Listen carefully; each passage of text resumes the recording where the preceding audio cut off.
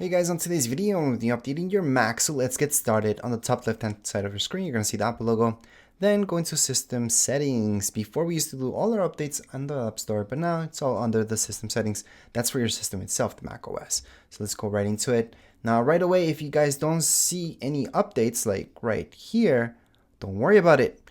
We can just go and type up here where it says search for updates. So just scroll up a little bit. You should see search and then just type in update. You're going to see software update. Click there.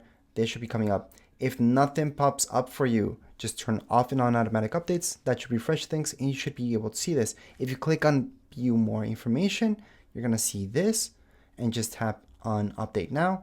And here we go. Just have to agree to this. It's going to download the update. Then it's just going to restart your Mac and you will be all done. Apple logo loading bar, obviously.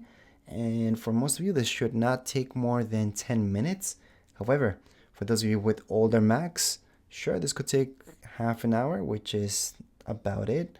But again, most of you no more than 10 minutes, if not less, within your Macs. This is less than half a gig. So even if you've got slow internet, this should be a fast download. If you guys want this to download a little bit faster, go ahead and use an Ethernet cable in order to make this process a bit faster.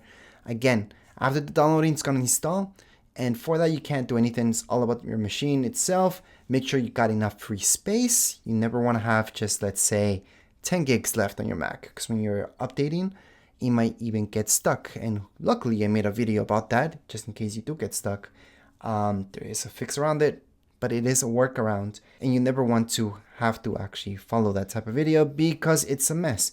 So you just want to keep things good. Make sure you have at least 30 gigs of free space. And also for your Mac to keep running smoothly, you also want that amount of space, at least the amount of space free. But right now, all we can do is just wait. At this point in time, you could just leave your Mac. If you have a MacBook, for example, just make sure it's hooked up to some electricity.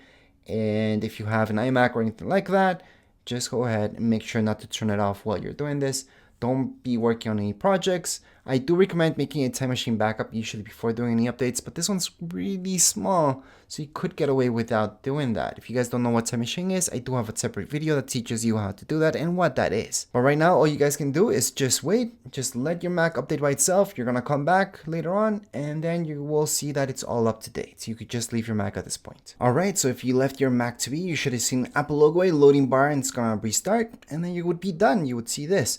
So right now, if you go into updates, once again, we could check it out and see that you're all up to date.